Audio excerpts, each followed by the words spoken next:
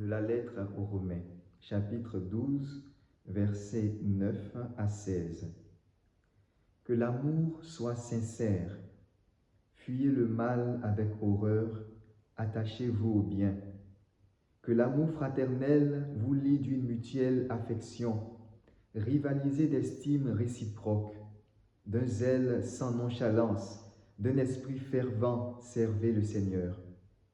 Soyez joyeux dans l'espérance, patient dans la détresse, persévérant dans la prière. Soyez solidaires des saints dans le besoin, exercez l'hospitalité avec empressement. Bénissez ceux qui vous persécutent, bénissez et ne maudissez pas.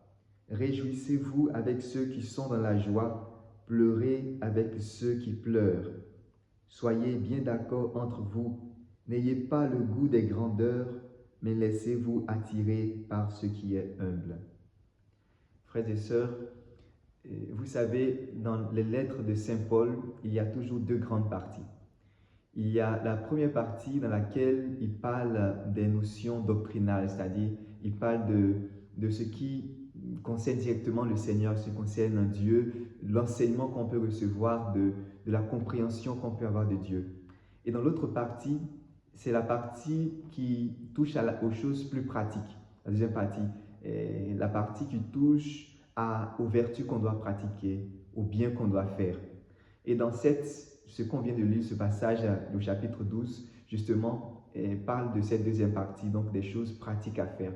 Et Saint Paul, après avoir parlé de Dieu, après avoir montré le chemin, avoir parlé des choses doctrinales, être revenu sur l'Ancien Testament, sur la réalité avec les pères, avec Abraham, avec Adam, en cette dernière partie, il va inviter le peuple romain, donc aux Romains, la lettre écrite romain, il va les inviter à quelque chose de plus pratique, à quelque chose qui touche directement leur communauté. Et cela, c'est le cœur de ce qu'on vient de lire, c'est l'amour fraternel. On va essayer d'aller pas à pas, verset par verset, seulement en faisant une sorte d'exhortation pour que cette parole-là qu'il a adressée à ce peuple puisse aujourd'hui avoir aussi du sens pour nous. Au verset donc 9, il dit que l'amour soit sincère. Frères et sœurs, il y a plusieurs manières d'aimer, ou bien souvent on aime, mais est-ce que notre amour est sincère? Est-ce que notre amour est vrai? Donc, que notre amour soit sans hypocrisie, donc que l'amour soit sincère. Que l'amour soit sincère. Fuyez le mal avec horreur, attachez-vous au bien. Donc, tout ce qui peut être mal, il faut le fuir, il faut s'attacher au bien.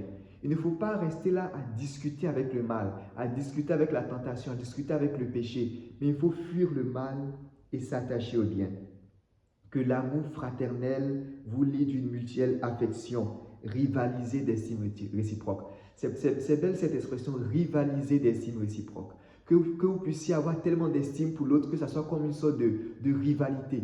Que l'autre puisse avoir l'estime pour soi, que soit nous ayons l'estime pour l'autre, que ce soit une sorte de rivalité, rivaliser d'estime réciproque.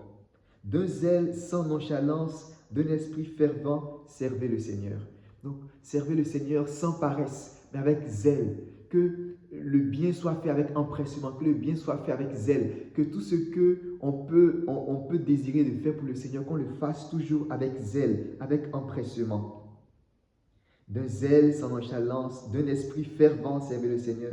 Soyez joyeux dans l'espérance, la joie. Très souvent, Saint Paul va rappeler cela à ceux à qui il écrit la joie. Soyez joyeux. Ayez la joie. Et il précise, soyez joyeux dans l'espérance. Qu'est-ce qui donne la joie? Quel est le motif de la joie du chrétien? Quel est le motif de la joie de ce peuple à qui Saint Paul parle? C'est l'espérance. C'est parce qu'ils savent et croient que le Seigneur est ressuscité, qu'il vit et qu'eux aussi vivront avec lui, qu'ils peuvent être dans la joie, qu'ils peuvent traverser les difficultés, les tribulations, en gardant toujours dans le cœur une certaine joie. Donc, soyez joyeux dans l'espérance. Exercez l'hospitalité avec empressement. Soyez persévérants dans la prière. Bénissez ceux qui vous persécutent. Bénissez et ne maudissez pas. Donc, ayez dans le cœur toujours le bien pour les autres. Ayez dans le cœur toujours des bénédictions pour les autres. Bénissez, ne maudissez pas. Dites du bien, ne dites pas du mal des autres. Réjouissez-vous avec ceux qui sont dans la joie. Pleurez avec ceux qui pleurent. que le bien de l'autre soit aussi mon bien, que le bien de l'autre, la difficulté de l'autre soit aussi ma difficulté. Saint Paul invite vraiment à cet amour fraternel. Soyez bien d'accord entre vous. N'ayez pas le goût des grandeurs. Soyez d'accord entre vous. Que l'un soit d'accord avec l'autre. Mais comment cela peut se faire? Cela peut se faire lorsque on reconnaît qu'on est tous égaux. Lorsqu'on reconnaît qu'on est comme l'autre. Lorsqu'on reconnaît qu'on est tous en faisant partie des enfants de Dieu. Lorsqu'on reconnaît que l'autre est mon frère, alors soyez d'accord tous entre vous. Il va terminer par cette vertu merveilleuse. Mais voilà, n'ayez pas le goût des grandeurs, mais laissez-vous attirer par ce qui est humble. Laissez-vous attirer par ce qui est humble.